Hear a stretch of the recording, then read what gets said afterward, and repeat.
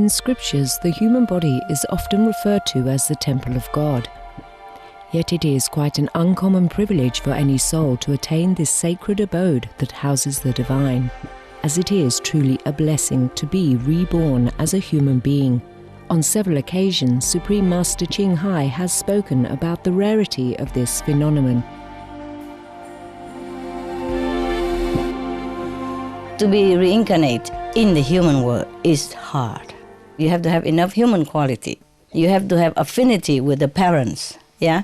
And with the society, with the people around which you were born. And very difficult. To be a human, you need some merit. You have done something good in the past in order to be able, yeah, to be able to pick a human birth. As a living temple of God, the human body is fully equipped with miraculous wonders that can be awakened in those who are spiritually conscious and have complete faith in the Creator of all life.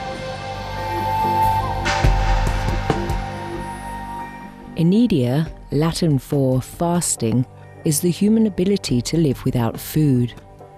Since time immemorial, there have always been individuals who can sustain themselves on prana, or the vital life force.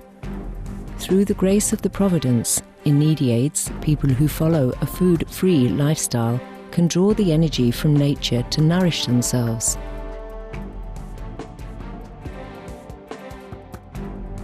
They live on the chi, from the ground, or from the forest, and from the sun and from the air.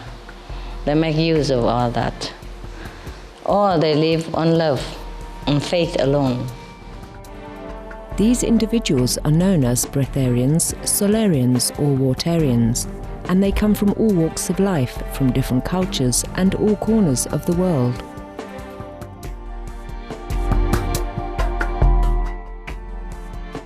Indeed, the possibilities and miracles in this life as our benevolent Creator has designed for us are endless. We only need to connect within to recognize our abounding largesse as God's children. Supreme Master Ching Hai has lovingly recommended a weekly series on Supreme Master Television to introduce those individuals of the past and present who have chosen to live food-free on earth. May their spiritual stories enthrall you, may hearts be opened and horizons be expanded.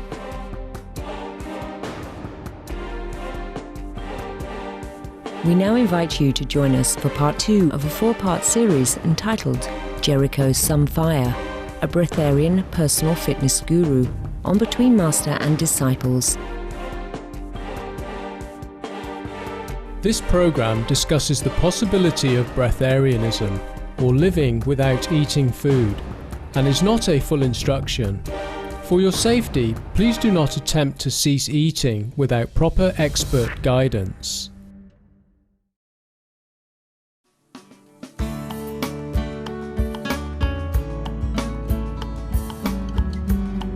Greetings, happy viewers. Welcome to today's Between Master and Disciples.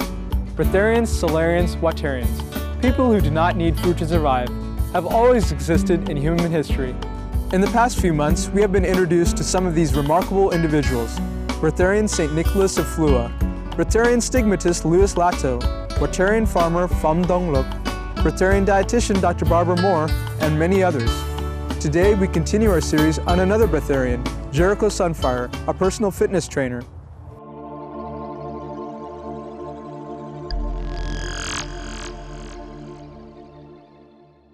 Jericho Sunfire is a former professional rugby player who played for the Oldham Rugby League Football Club and London Crusaders in Great Britain. In his 6th year of playing rugby professionally, Jericho then made the decision to switch careers to do what he does best, working as a professional personal fitness trainer. After years of being a fruitarian, liquidarian, and waterian, he gravitated toward breatharianism. Jericho shared with our Supreme Master Television correspondent how he transitioned from a regular diet to become a fruitarian and liquidarian. So when did you originally begin making your break from a regular Western diet? I think in 1994. I'm really sketchy about dates now because it's been so long. But I think around 1994, it had been about maybe a year or two after I'd finished playing rugby, I'd started studying. I wanted to do graphic design. And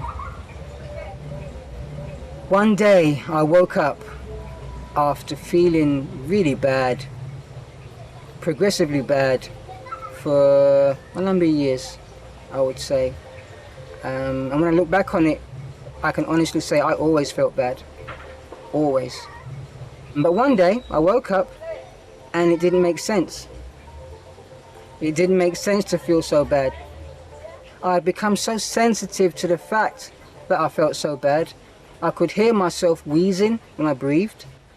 I could feel my chest had become so heavy because all the waste had just piled up and was like blocking off my lungs, etc. My thinking was sluggish. I was always depressed. It just did not make sense. Then the day after that, I decided if I eat one more bite or mouthful of a cooked meal, I'm going to throw up.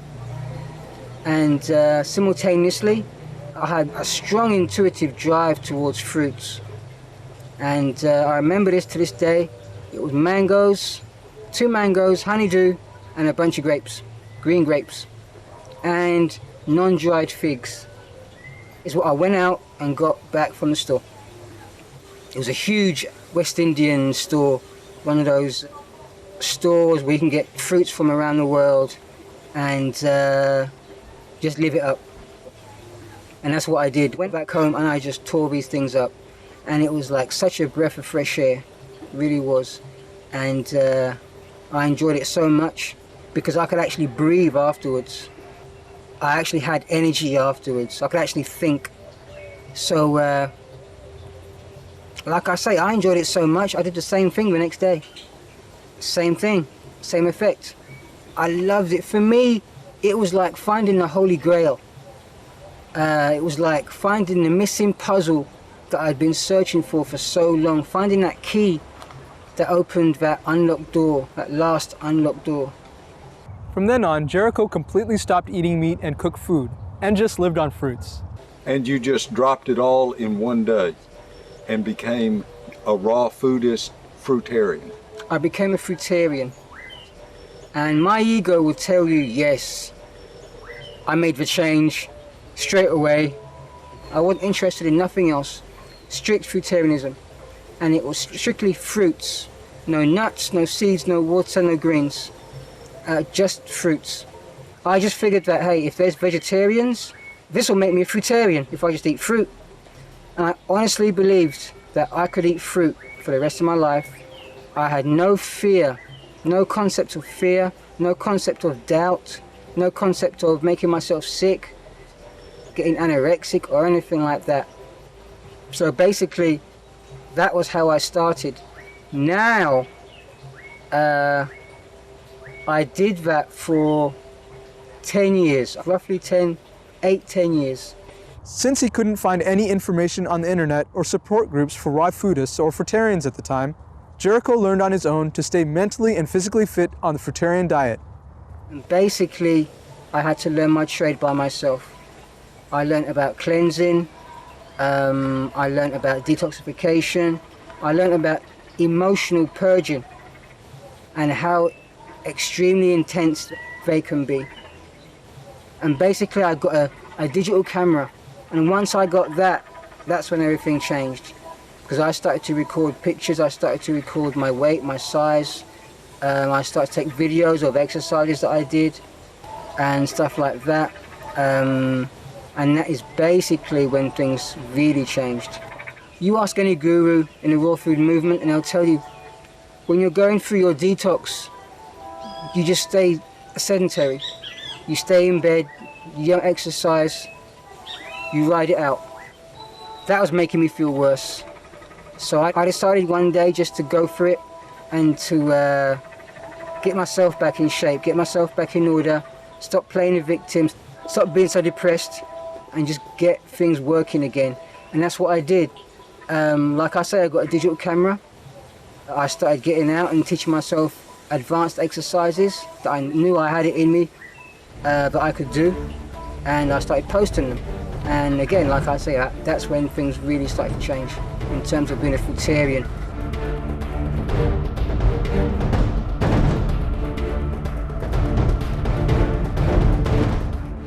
Please stay tuned to Supreme Master Television. Between Master and Disciples will return in just a moment.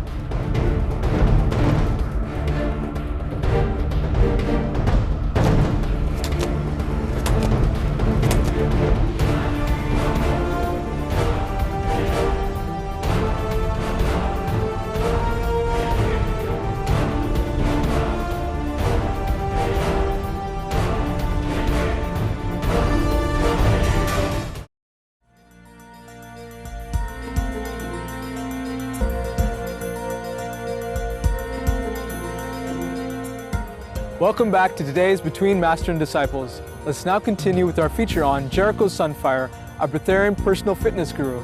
From a fruitarian, Jericho transitioned to become a liquidarian, subsisting on the liquid of fruits. Gradually, he sustained himself only on water, and in time, just taking a few sips of water now and then.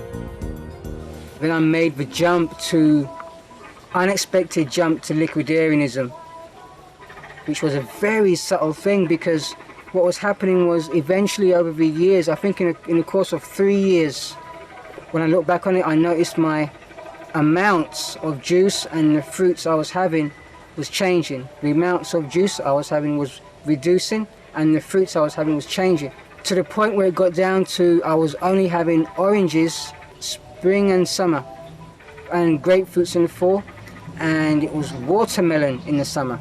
Then it reached a point where it was just oranges in the fall, winter, spring, and watermelon in the summer.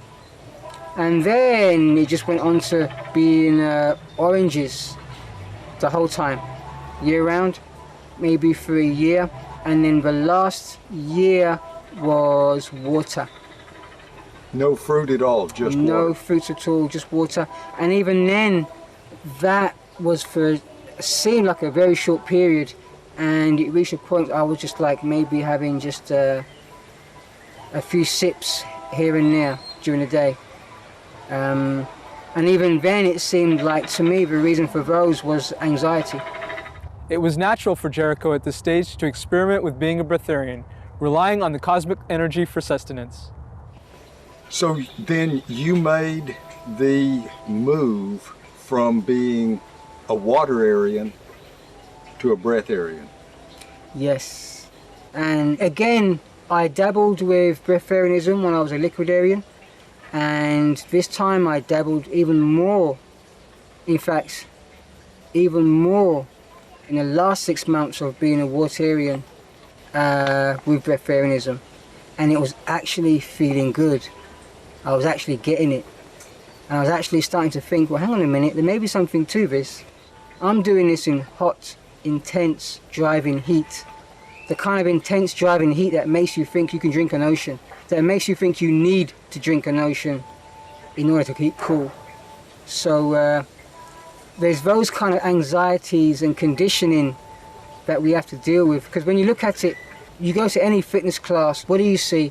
People working out, and they have their bottles with their ice in it, and you know, these huge 1.5 litre bottles, and with a nice condensation.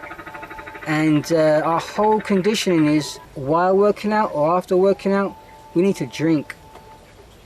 And as a former rugby player, that was driven home to us strongly too, you know. So I had to deal with stuff like that, and it wasn't easy. But you've made the evolution. This Yes. has not been just one step. It's been an evolution. It has, and I'll tell you right now, it's been a beautiful one. But like I say, I fought it all the way. And now, for the past year, I've been pretty much hardcore breatharian, except for times of cleansing. There's times when I've believed I needed to cleanse, to keep cleansing, so I did that. So nobody can really, unless they go through the process of evolution and detoxifying and cleansing, they can't just go water-free. For me, that was my downfall. That's where I always messed up. trying to go water free.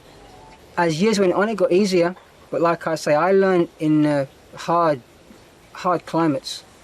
So I had to learn the conditioning that we have of going water free, because basically going without food or fruits is hard enough of a concept for anybody. I mean, imagine somebody told you that today, from this moment on, you're never going to eat another meal again. That statement usually drives the fear through anybody, you know. So going without water for me, or the thought of it, was like the ultimate in letting go, and I fought that through with all my might. Thank you for being with us today for Between Master and Disciples. Join us again next week for the continuation of our 4-part series, Jericho Sunfire, a Breatharian personal fitness guru. And now, please stay tuned to Supreme Master Television for Good People, Good Works. Coming up after noteworthy news. May your days be bright with God's loving grace.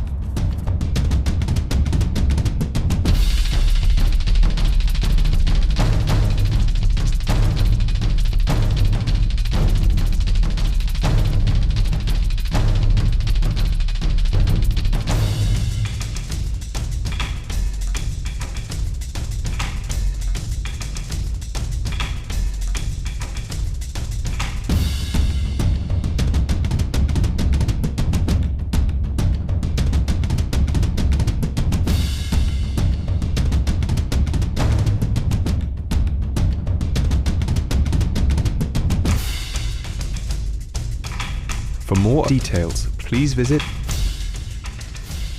www.suprememastertv.com/BMD.